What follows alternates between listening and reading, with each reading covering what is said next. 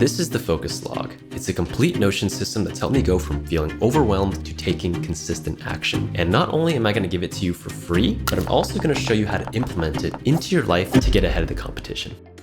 I'm Matty, and at Cajun Koi, we help you learn smarter and earn more. Notion has been my go-to productivity app for years now. And after thousands of 5-star reviews and coaching hundreds of students and creators, I think I found a system that works. It's designed around proven concepts by Gino Wickman and David Allen and other productivity gurus to provide clarity so you can stay focused and make massive progress towards your goals. So let's get into Notion. So this is the new and improved focus log. It's an updated version of the project planner, which is a template that I released last year. It's simpler, it's more aesthetic, and it works even better. So let's do a quick tour. Of course, we can leave behind Misty with a link to the rookie manual for instructions for how to use this workspace if you need a refresher. I also included a toolbar. It includes 5 buttons. As you can see, the icons here correlate to the different section in this template. So goals goes to the year, projects goes to quarter, add weekly review goes to the week, and tasks goes to the day, and the last one, shutdown, that also goes for today. And these 4 sections in these gray call out boxes here are the 4 parts of our focus system. And so I actually recommend, which is the same way that I'm doing this video, is to plan it out by this exact order: year, quarter, week, and day. And that way you'll have a big picture overview first of this is the yearly goal, and then we'll be able to break that down. And to stay focused every step of the way, we manage our goals at each of these stages. And at the bottom, there's also a do not delete toggle. And please do not delete this because it includes all of the dashboards and the databases that run this template. So if you delete it, you're gonna break it. You've been warned. And if you're enjoying it, I left a link to leave a review. You can compliment the template or me and my nasty mustache. So let's get started with the year. By default, there's already a 2024 page to set our yearly goal, but let's just imagine that we're starting fresh. I'm just gonna go ahead and delete this and click add goal using the button at the top. And now we'll make a new goal. I'm gonna call it 2024.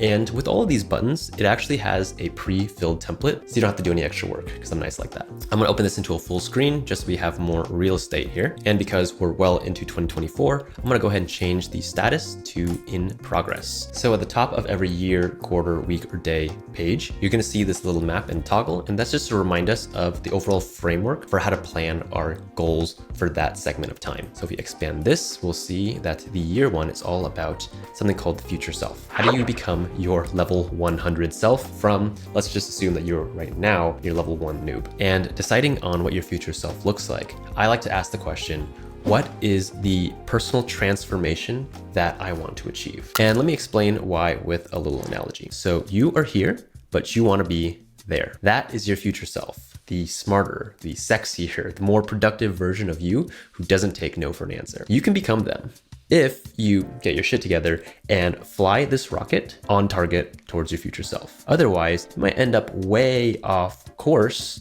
over here. Trust me, you don't want to be that guy, all right? Super weird. So for our yearly goal, the question we want to think about is, who is our future self? And to do that in the focus log, there are 3 exercises you can run through. First is to do a case study. So it's a lot easier to visualize who we want to become if we have examples. It's like, what's that saying? What would Jesus do?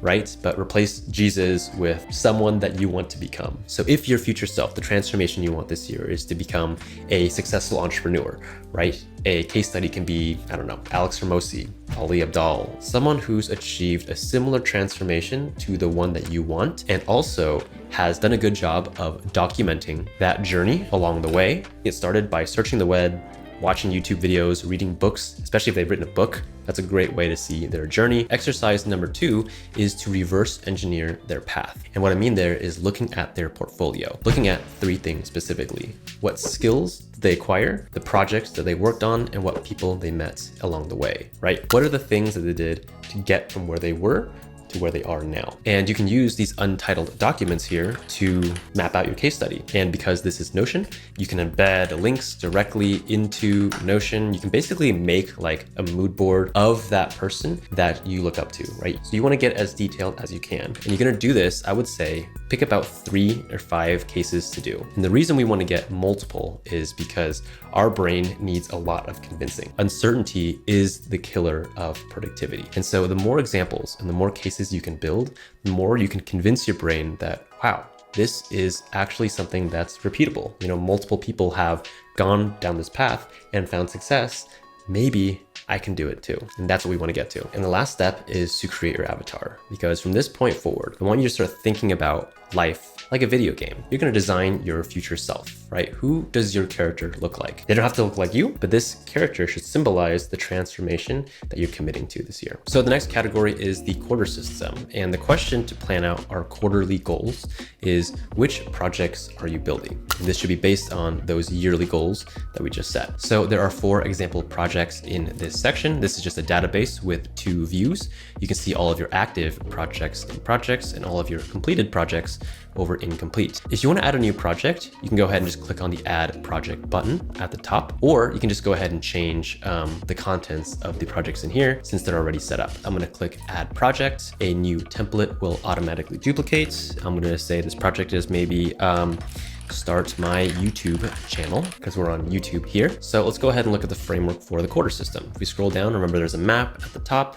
If we expand it, we can see for the quarter system, well, we're focused on our projects and skills. In order to work on a project, you need to have a certain set of skills, right? For example, if my project is to start a YouTube channel, there are a few skills that are going to be important for me to learn so that I can start my YouTube channel, right? I'm going to need to learn how to edit videos. I'm going to have to learn how to speak to a camera if I'm doing talking head videos. I need to learn how to design thumbnails. So skills and projects go hand in hand. And that is the focus of the quarter system. What projects are we working on based on doing those case studies and reverse engineering what our future self has done? Projects have to have 2 Ds. They need a deadline, right? So you need to have a time frame for when your project is complete. And you also want to have a deliverable. What is the tangible result, outcome, whatever you want to call it, the thing that you create from this project? So go ahead and enter both of those in for your project. Pick a deadline for your project. I'm gonna start my YouTube channel by then. I would also tag my project by the quarter that we're in. So right now it's May, so we're in Q2, I believe. And then once you finish planning out your project, you can move this from planning to in progress or completing it when you're done. And go ahead and enter in a deliverable for this project. I will have uploaded and published a YouTube video. I will have a topic and strategy for growing my channel.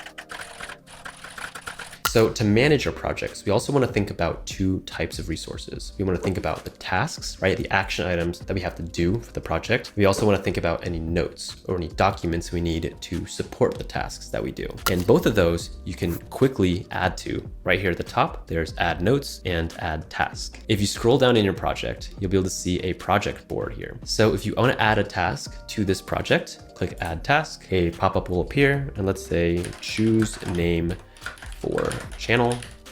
I hit escape, and we'll see that now a task has appeared in the project task. And just like any Kanban board that you might be familiar with, you can just click and drag this to move it along until it is complete. And you can just keep adding more tasks like so. So now let's add a note. I'm going to click on the add note. I'm going to go ahead and type in the name of my note. Maybe this is similar channels in productivity. I'm going to click plus new, and now I've created a new note here. And if I open this note, I can go ahead and add contents to this note. So everything that we might need for this project is nice and neat in this folder. And if we go back to our dashboard by following the breadcrumb trail at the top, we'll be able to see that start my YouTube channel appears here. It's Q2. It's 100% complete. And that is because the 2 tasks that I have inside of it are both complete. So if there were additional tasks like film, YouTube video, it would now say 66.66666% or rounded up. But let's say, just for demonstration's sake, that you do finish all the tasks. I'm gonna go ahead and drag this over to complete. It is now finished. I can change the status from planning to done, like so. Let's close out of it, and boom, it disappears from the quarter view. But if you go over to the complete, you'll be able to see all of your completed projects here. All right, so breaking down quarters now into the next set of systems is the weekly system, right? There are 12 weeks in a quarter. So in the week system, the main question to think about in setting our goals properly is, what are our needs and our duties? And so needs and duties are a way of categorizing our most important tasks. So needs, for example, are things that you need to do. These are non-negotiable things that keep your life in order. For example, if you work a job, your need is to go to work and get paid so you can pay your bills. Needs are also things like eating. Needs are things like sleeping. Needs are things like if you're a student going to take your exams. If you are a business owner, needs are serving your clients so that you can keep generating money for your business. Those are all things that are needs. Duties, on the other hand, they're not mandatory, but they're things you can do to improve yourself. So duties would be things like goal setting, like we're doing right now. Duties are working on your side hustles, working on your project, working on your business as opposed to in your business. Duties are learning skills, building relationships with people. All of those things will level you up as a human, right? Because if you only do the things that you need to do, you're gonna maintain your life, but you're not really gonna get better. So it's your duty as an innovator or as a creator to do things that also level you up. And that's what this system is focused on. So what are the duties that level you up? Well, very conveniently, since we're working big picture to smaller picture, our duties are the projects that we're working on, because those directly correlate to our future transformation. So as you can see, this whole system is working together so far. So in the week section, there are 3 tabs. We have the inbox, which is a place where we capture any tasks, right? Any needs or duties, so we don't forget them. And we have a running to-do list. Our calendar is next, where we actually schedule those things in our inbox. And reviews is for a weekly review. We want to look back at the past week and we want to determine, do we need to reprioritize things and make sure that we're still focused. We scroll to the top, there is a add task button. I'm gonna click add task. Let's say the task here is buy dad a Father's Day card. I'll hit escape. If I scroll down to the inbox, there is that new task that I captured. So whenever you have a new task that comes to mind and you don't want to forget it, just click add task. So the next thing you want to do is clarify these tasks so you know what you're going to do with them. And the easiest way to do this is to just go left to right. So go ahead and click priority. It's going to say needs or duty. I can go ahead and choose a need for this one, or these are both needs. If it belongs to a project, you can go ahead and add the project that it belongs to. And if you know when you're going to do this task, go ahead and click do, select a date, maybe this will be tomorrow. And if you schedule anything into your calendar, it actually disappears from the inbox. And if we click on the calendar tab, we'll now see that those tasks appear in our calendar. So inbox is just for collecting new tasks. Calendar is where we actually see them in our calendar. Now, what I really love about this workflow is how Notion Calendar can actually sync to this task database. So you can actually just click open in calendar to open Notion Calendar, and you'll be able to add the calendar, and you'll be able to see all of your tasks here alongside all of your Google Calendar stuff as well. So it's a really easy way to keep two-way sync going. So now let's pretend that we teleported 5 days into the future and we're gonna do a weekly review. Because personally, I like to do my weekly reviews on Sundays so that then I can plan the upcoming week with some fresh insight. So to do that, just go ahead and go to the top and click add weekly review.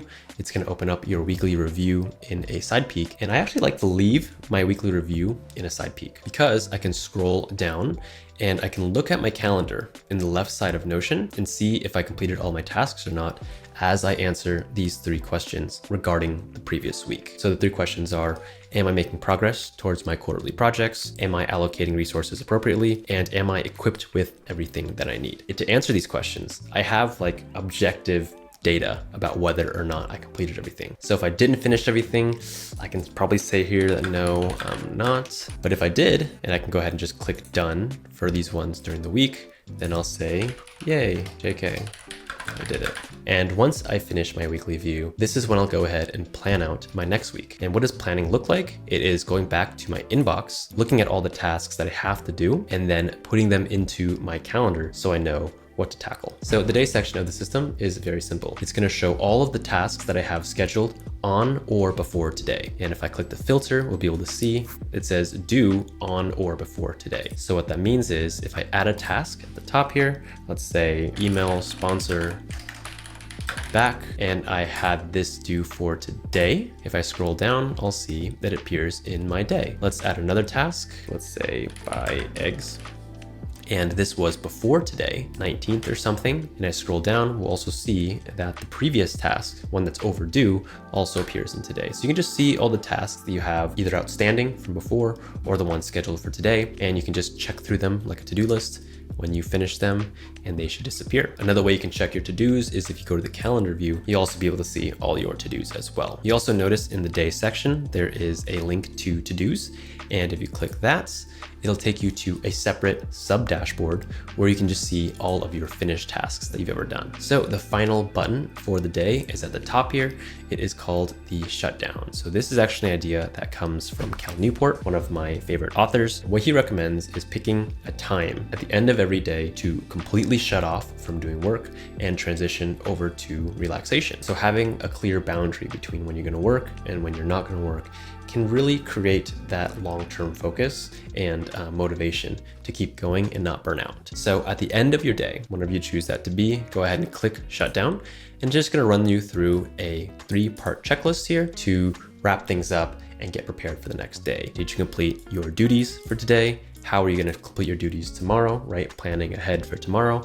And then the last one, a little gratitude thing. What is something that you're thankful for? Because I think oftentimes we forget to appreciate some of the hard work that we do, especially when we enter like routines and autopilots. And that, my friends, is the focus log, the full system to help you take action every single step of the way. Now, at the end of the day, I know that this template is just a template, and without clear instructions, it's hard to know how to actually execute on this. We've also created an in-depth training called Focus Quest with clear steps, a full community of other people to stay accountable, and tons of tools and resources to stay consistent. Because at least I can speak for myself. Once I got clear on what my priorities were and what the focus was on, everything started to fall into place and I could see huge progress over time. And as I mentioned, Focus Quest, which includes the focus log, is completely free right now. And that might change in the future. Who knows? I'm not going to commit to anything right now, but I will leave links in the description below if you want to check it out. Now, of course, once you're clear on what to do,